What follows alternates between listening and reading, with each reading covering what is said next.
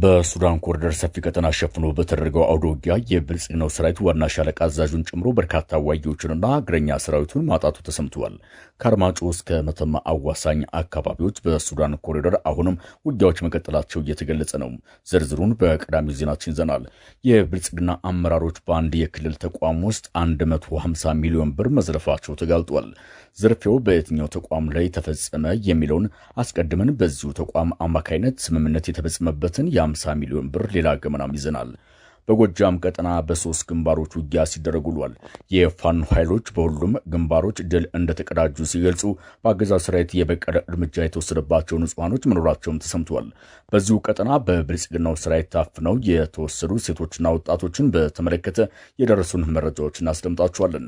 በደቡብ አፍሪካ የተቀሰቀሰው ውጥረት ተባብሷል። ከ20 ሺህ በላይ ስደተኞች በካምፕ ተጠልለው ባሉበት አደጋ ውስጥ ናቸው ተብሏል። ይህንን ተከትሎ ታዋቂው ፓን አፍሪካኒስት ያስተላለፉትን ወቅታዊ ጥሪና አሁናዊ የደቡብ አፍሪካን ሁኔታ በዜናችን ይዘናል።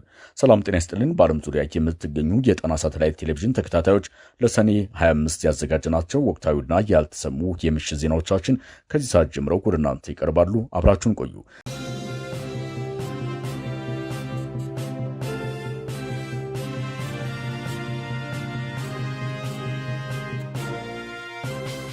ከትናንት እስከ ዛሬ በዘለቀው ከአርማጮ እስከ ሱዳን ኮሪደር ሰፊ ቀጠና የሸፈነው የፋኖ ኃይሎች ተጋድሎ የአማራ ፋኖ ብሔራዊ ንቅናቄ ጎንደር ጠቅላይ ግዛት በላይዝ 305ኛ ጎቤ መልኬ ኮር በምዕራብ አርማጮ ከአገዛዙ ሰራዊት ጋር ባደረገው ተጋድሎ የድል ውጤቶችን ይፋ ሲያደርግ በሱዳን ኮሪደር በኩል ዛሬም ውጊያዎች ተጠናክረው መቀጠላቸው ተገልጿል።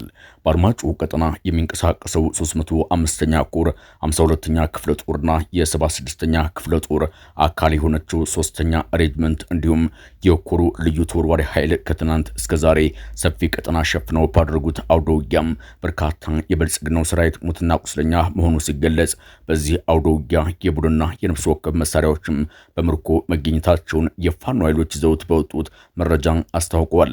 የ305ኛ ጎቤ መልኬ ኮር የህዝብ ግንኙነት ክፍል ለጣና ሳተላይት ቴሌቪዥን እንደገለጸው ትናንት ከ8 ሰዓት ጀምሮ በሜካናይዝድ የታገዘ የአገዛዙ ሰራዊት የወገንን ኃይል አፍናለሁ ብሎ ሲገሰግስ የወገን ኃይል በደረሰው መረጃ መሰረትም በደፈጣ ሲጠባበቅ ከቆየ በኋላ በፈጸመው ድንገተኛ ጥቃት አውደ ውጊያው ተጀምሯል ብሏል።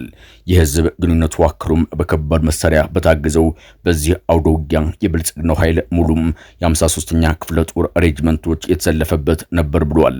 በሜካናይዝድ ታግዞ ወደ ቀጥነው የዘለቀው የአገዛዝ ሰራዊት በአራት አቅጣጫ ከበባ ውስጥ አስገብተን እርምጃ ወስደንበታል ያለውም የህዝብ ግንኙነት መምሪያው በርካታ ሰራዊቱ ሙትና ቁስለኛ ሆኖበት ከሞት የተረፈው የአገዛዝ ሰራዊት እግሬ አውጭኝ ብሎ ወደ መጣበት ተመልሷል ብሏል።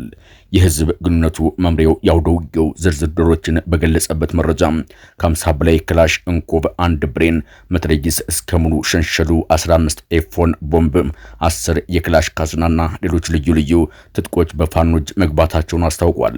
ለሰዓታት በዘለቀው ተጋድሎ እርምጃ የተወሰደባቸው የአገዛዙ ሰራዊት በተመለከተ ማብራሪያ የሰጠው የ305ኛ ጎቤ መልኬ ኮር የህዝብ ግንኙነት መምሪያ አንድ የሻለቃ መሪውን ጨምሮ ከ50 በላይ የአገዛዙ እግረኛ ሰራዊትና አዋጊዎች እርምጃ ሲወሰድባቸው ከ125 በላይ ከባድና ቀላል ቁስል ስለማስተናገዳቸው የህዝብ ግንኙነት መምሪያው ይዞት በወጣው መረጃ ተመላክቷል። የፋኖ ኃይሎች በአርማጮ ያደረጉትን ተጋድሎ አስመልክቶ ዝርዝር መረጃ ባወጡበት ሰዓት ዛሬ አመሻሽ አካባቢ በሌላ ግንባር በሱዳን ኮሪደር ዙሪያ ውጊያ መቀስቀሱ ተሰምቷል። ይህ ጣና ሳተላይት ቴሌቪዥን የግንባር መረጃዎች እንደገለጹት በምዕራብ ጎንደር ከመተማ ወደ ገላባት በሚወስደው ዋናው መንገድ ተዘግቶ ውጊያዎች እየተደረጉ ነው ተብሏል። ውጊያው የተቀሰቀሰው የብልጽግናው ሰራዊት ከመሸገበት ከተማ ተነስቶ ወደ ቀጥነው መግባቱ ተከትሎ በተፈጸመበት የደፈጣ ጥቃት መሆኑን የገለጹት ምንጮቻችን ከጥቃቱ በኋላም ውጊያው በከባድ መሳሪያ ታግዞ ተጠናክሮ መቀጠሉን ጠቅሰዋል። በዚህ ግንባር እየተደረገ ባለው ውጊያ የደረሱ ዝርዝር ወታደራዊ ኪሳራዎች ያልተገለጹ ሲሆን የብልጽግናው ሰራዊት ወደ መጣበት በመመለስ ላይ መሆኑ ታውቋል።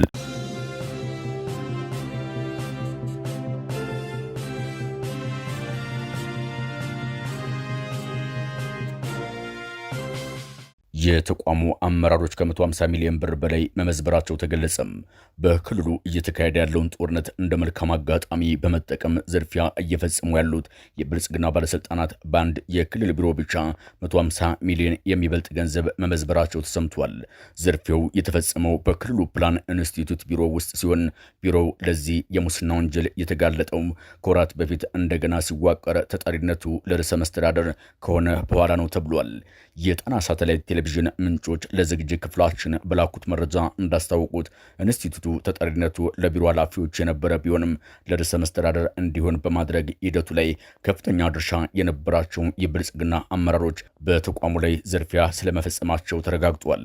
እንደ ምንጮቻችን ገለጻ በተለይም በምክትል ዳይሬክተርነት የተመደበው የተቋሙ አመራር ከሌሎች የብልጽግና የፖለቲካና የጸጥታ አመራሮች ጋር በመሆን ከ80 ሚሊዮን የሚበልጥ ገንዘብ ለግል ጥቅሙ መዋሉ ሲገለጽ ቀሪው 70 ሚሊዮን የሚጠጋው ገንዘብ ደግሞ በተቋሙ የደሴም ደብረ ብርሃን እና ደብረ ማርቆስ ቅርንጫፍ ጽሕፈት ቤት ውስጥም መመዝበሩ ተገልጿል። በሌላ በኩል በተቋሙ የተመደቡ አመራሮች በፕላን ማስተካከያ ስም ከከተማ ነዋሪዎች በርካታ ገንዘብ እየተቀበሉ እንደሆነ ተገልጿል። እንደ ምንጮቻችን ገለጻ አመራሮቹ ገንዘቡን የሚቀበሉት የፕላን ጥሰት በመፈጸም ነው የተባለ ሲሆን ስራዎች ከተሰሩ በኋላ ከተጠያቂነት ለመዳን ሲባል ህጋዊነት እንዲላበስ ለማድረግ የተሰራው ህገወጥ ድርጊት ተመልሶ በፕላን ማስተካከያ ስም ይወጣና ይሰራል።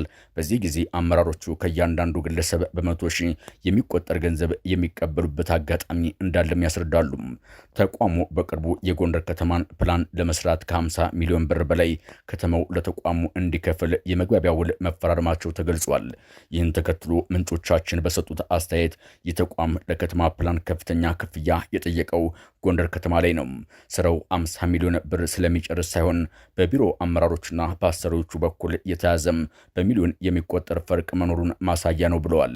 የህዝብን መከራ ለግል ጥቅም መዋል የሞራል ውድቀት ነው ያሉት አስተያየት ሰጪዎቹም ክልሉ በጦርነት ሰደድ እየተቃጠለ ህዝቡ በሰላም እጦትና በኢኮኖሚ ቀውስ እየማቀቀ ባለበት አስከፊ ወቅት ይህንን መከራ እንደ መልካም አጋጣሚ በመቁጠር በሚሊዮን የሚቆጠር የህዝብ ሀብት መመዝበር ፍጹም የሞራል ውድቀትና የህሊና ቢስነት ጥግ ነው። ጦርነቱም የሰዎችን ህይወትና ንብረት በሚያጠፋበት ጊዜ ባለስልጣናት ለህዝብ ጋሻ መሆን ሲገባቸው በተቃራኒው የደርሰውን ቀውስ ለዝርፊያ ማመቻቻ ማድረጋቸው ፍጹም የሆነ ክደት ነው ብለዋል። ለዚህ ሁሉ ተዳርገው የተቋማዊ መዋቅር ለሌባ ማመቻቻ መደረጉ ነው የሚሉት እኒህ አስተያየት ሰጪዎቹ የተቋሙ ተጠሪነት ለርዕሰ መስተዳደሩ እንዲሆን መደረጉ ተጠያቂነትና ግልጸኝነትን ለማስፈን ሳይሆን ይልቁንም ቁጥጥርን በማሸሽ ለዘራፊዎቹም ምቹ ሁኔታ ለመፍጠር የታለመ ሴራ መሆኑን ያሳያል። ተቋማዊ መልሶ ማደራጀትን የሌብነትና የዘረፋ መሸሸጊያ ማድረግ ደግሞ የብልጽግናን መዋቅር የዘርፊያ ሰንሰለት ያጋለጥ ነው ብለውታል። የከተማ ፕላንን ለህገ ወጥ ንግድ መዋል እየተለመደ መምጣቱ አሳሳቢ ነው ሲሉ የገለጹት አስተያየታቸውን ለጣና ሳተላይት ቴሌቪዥን የሰጡ ስማቸው እንዳይጠቀስ ያሳሰበውን ግለሰብ የከተማ ፕላን ማስተካከያና የጎንደር ከተማን ፕላን የመሳሰሉ ግዙፍ ፕሮጀክቶችን የ50 ሚሊዮን ብር ውል የሙስናና የፈርቅ ማስገቢያ ማድረግ የወደፊት የከተሞችን እድገት አደጋ ላይ የሚጥር ወንጀል ነው። ህገወጥ ግንባታዎችን በገንዘብ ህጋዊ እያደረጉ ማለፍ የከተማ ውበትና ደህንነትን ከማበላሸቱም በላይ የከተሞችን ህግ አስከባሪነት ሚና ለግል ጥቅም መሸጫ ማድረጉን ቁልጭ አድርጎ ያሳየ ነው ብለዋል።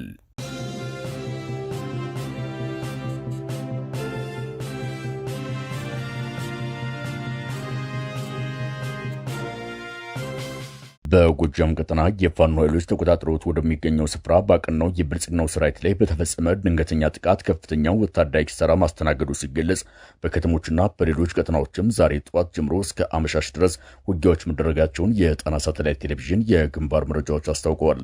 በብልጽግናው ሰራዊትና በፋኖ ኃይሎች መካከል ከባድ ውጊያ ሲደረጉ ውሏል የሚሉት ምንጮቻችን ውጊያው በሜካናይዝድ የታገዘ እንደነበርም አክለዋል። በዚህም በአንዳንድ የውጊያ ግንባሮች በዘፈቀደ የከባድ መሳሪያ ድብደባ በንጹሃን ላይ የሞትና የአካል ጉዳት እንዲሁም የንብረት ውድመት መድረሱ ተሰምቷል። በአዊ ብሔረሰብ አስተዳደር አዲስ ቅዳም አቅራቢያ ድማማ ማጉዳ በተባለ ቦታ ዛሬ ረፋድ ላይ ከባድ የተኩስ ልውውጥ ሲደረግ እንደነበር የገለጹት የጣና ሳተላይት ቴሌቪዥን ምንጮች የብልጽግናው መከላከያ የአድማ ብተናና የሚሊሻ እግረኛ ኃይል የፋኖ ቀጠናዎችን ለመክበብ መንቀሳቀሱን ተከትሎ የፋኖ አባላት በሰጡት ያጸፋ ምላሽ ውጊያው ለሰዓታት መቆየቱ ተገልጿል። የውጊያ በዙ 23 በሞርታርና በድሽቃ የታገዘ እንደነበር የተገለጸ ሲሆን የደረሰው ዝርዝር ወታደራዊ ኪሳራ ግን አልታወቀም ተብሏል። በተያያዘ ዜና በዚሁ በጎጃም ቀጠና በሌላ ግንባር በምዕራብ ጎጃም ዞን ሰከላ ወረዳ ጓርሳ በተባለ ልዩ ቦታ በፋኖ ኃይሎችና አገዛዝ ሰራዊት መካከል ከረፋር ጀምሮ ሲደረግ የነበረው ውጊያ ከቀትር በታች መብረዱን የአካባቢው ነዋሪዎች ገልጸዋል። ውጊያው የተከፈተው ከሰከላ አዲስ ቅዳቡና ከቲሊሊ አቅጣጫዎች በተንቀሳቀሰ የብልጽግናው የጸጥታ ኃይሎች የተፈጸመውን ጥቃት ተከትሎ ነው ተብሏል። በፋኖ ኃይሎችና በአገዛዝ ሰራዊት መካከል በተደረገው በዚህ ውጊያ ላይም የዙ 23 ከባድ መሳሪያ ጥቅም ላይ መዋሉ የተገለጸ ሲሆን በሁለቱም ወገኖችም ሆነ በሲቪላኑ ላይ የደረሰው የጉዳት ዝርዝር ለማወቅ አልተቻለም ተብሏል። እንደ ነዋሪዎቹ ገለጻ ጦርነቱ በከባድ መሳሪያ ሲደረግ ከቆየ በኋላ ለሰዓታት የዘለቀ የሩምታ ተኩስ ስለነበር ሁሉም ሰው ከቤት አልወጣም። በዚህ የተነሳም የሆነው ሁሉ ለማወቅ አልተቻለም ብለዋል። በሌላ የአውደ ውጊያ መረጃ ከኤልማና ዴንሳ አካባቢ አዴ ከተማ ተነስቶ ወደ ሮቢ ገጠር ከተማ ይንቀሳቀስ በነበረ የአገዛዙ እግረኛ ሰራዊት ላይ የፋኖ አባላት ድንገተኛ የደፈጣ ጥቃት መፈጸማቸው ተገልጿል። ጥቃቱን ተከትሎ የአገዛዙ ሰራዊት በሮቢ ከተማ በሚገኙ መኖሪያ ቤቶችና የንግድ ድርጅቶች ላይ የቤት ለቤት ፍተሻ ማድረጉ ተገልጿል። የአገዛዝ ሰራዊት በፍተሻ ወቅት ለፋኖ መረጃ ትሰጣላችሁ በሚል በንጹሃን ላይ ድብደባ መፈጸሙን፣ ንብረት መውደሙንና ወጣቶች ታስረው መወሰዳቸውን የአካባቢ ምንጮች ለጣና ሳተላይት ቴሌቪዥን ገልጸዋል። እንደ ምንጮቻችን ገለጻ የአገዛዙ ሰራዊት በፋኖ ኃይሎች ጥቃት ከተፈጸመበት በኋላ ለተወሰነ ሰዓታት የዘለቀ ውጊያ ከተደረገ በኋላ የብልጽግናው ወታደሮች ቤት ለቤት በመግባት ሴቶችን ጨምረው በርካታ ወጣቶችን አስሮ ወደ ወታደራዊ ካምፕ ወስዷቸዋል ብለዋል።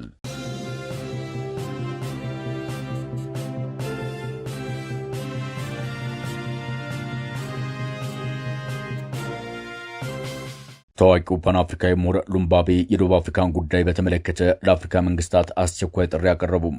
ታዋቂው ፓን አፍሪካዊ ምሁር ፕሮፌሰር ፒኤልኦ ሉምባቤ በደቡብ አፍሪካ ውስጥ በአፍሪካውያን ላይ እየደረሰ ያለውን እንግልትና ውርደት በመቃወም የአፍሪካ መንግስታት ጠንካራ ዲፕሎማሲያዊ እርምጃ እንዲወስዱ አሳስበዋል። በርካታ የአፍሪካ ሀገራት በጉዳዩ ላይ ዝምታን መምረጣቸውን የኮነኑት ፕሮፌሰር ሉምባቤ የአይነቱ ግዴለሽነት አህጉራዊ አንድነትን በእጅጉ አደጋ ላይ እንደሚጥል አስጠንቅቀዋል። ፕሮፌሰር ሉምባቤ በመልእክታቸው ይህንን ስር የሰደደ ችግር ለመፍታትም የአፍሪካ ሀገራት በደቡብ አፍሪካ የሚገኙ አምባሳደሮቻቸውን በአስቸኳይ ለምክክር እንዲጠሩ ሀሳብ አቅርበዋል። በተመሳሳይ መልኩ የደቡብ አፍሪካ መንግስት በጉዳዩ ላይ በቂ ማብራሪያ እንዲሰጥና አምባሳደሮቿን ወደ ፕሪቶሪያ እንድትመልስ ዲፕሎማሲያዊ ተጽዕኖ መደረግ እንዳለበትም ፕሮፌሰሩ አሳስበዋል። በመጨረሻም የአገሪቱ መሪዎችና በጎ ፍቃድ ያላቸው ወገኖች ሁሉ ይህንን አሳዛኝ ውርደት በጋራ እንዲቃወሙና አፋጣኝ እርምጃ እንዲወስዱ ጥሪያቸውን አስተላልፈዋል። በደቡብ አፍሪካ ያለው ወቅታዊ ውጥረት እየተባባሰ የመጣ ሲሆን በተለይም የጸረ ስደተኛ ንቅናቄዎች ነጻነትና የህግ አካላት ቸለልታ ስጋቶችን ጨምሯቸዋል። በትላንትናው ዕለት በኬፕ ታውን በደርባንና በጆሃንስበርግ ከተሞች መጠነ ሰፊ ህዝባዊ ሰልፎች ከተደረጉ በኋላ በሁሉም የአገሪቱ አካባቢዎች የጸጥታ መደፍረሶች ተከስተዋል። በርካታ የውጭ ዜጎች መኖሪያ ቤቶችና የንግድ ተቋማት እየተዘረፉ ባሉበት በአሁኑ ሰዓት በርካታ ንብረቶችም እየወደሙ መሆናቸው ተገልጸዋል። የደቡብ አፍሪካ ፖሊስና የጸጥታ ኃይሎች በከተሞቹ ከፍተኛ ጥበቃ እያደረጉ ነው ቢባልም ጥፋቶቹን መከላከል ግን አልተቻለም። የአገሪቱ ፕሬዝዳንት ሲሪል ራማፎሳም ህዝቡ ህግን በእጁ ከመውሰድ እንዲቆጠብና ጥቃት እንዳይፈጽም አስጠንቅቀው ነበር። በደርባና አካባቢው ከ20 ሺህ በላይ የውጭ ሀገር ዜጎች ጥቃትን በመፍራት መንግስትና የቀይ መስቀል ማህበር ባዘጋጀላቸው ጊዜያዊ መጠለያዎች ውስጥ ተጠልለው እንደሚገኙ ተገልጿል። ማላዊ፣ ሞዛምቢክ፣ ጋናና ናይጄሪያን ጨምሮ በርካታ የአፍሪካ ሀገራት ዜጎቻቸውን በፈቃደኝነት የማስወጣት ስራ ጀምረው በርካታ ዜጎቻቸውን ወደ ሀገራቸው መልሰዋል። የጸረ መጤዎችን እንቅስቃሴ አስመልክቶ ያስተባበሩት አንድ የአገሪቱ ግዛት መሪ ተቆጥተው እንደሆነ ማየት እንችላለን፣ ነገር ግን አሁንም ቢሆን አመፀኛ አልሆንም ሲሉም ተደምጠዋል። የአማቢንካ ኔሽን መሪ ኒጌዚዮ ሚቾኒ እንደተናገሩት በደቡብ አፍሪካ በቅርቡ በተደረጉት ሰልፎች ላይ የተሳተፉት ወገኖች የተበሳጩ ቢሆንም አሁንም ሰላማዊነታቸውን ጠብቀው ቆይተዋል ሲሉ ከለላ መስጠታቸውን ጸረ መጤዎችን ለማባበል ይሆን ወይስ ለማስተባበል የሚል ጥያቄ እየተነሳባቸው ይገኛል።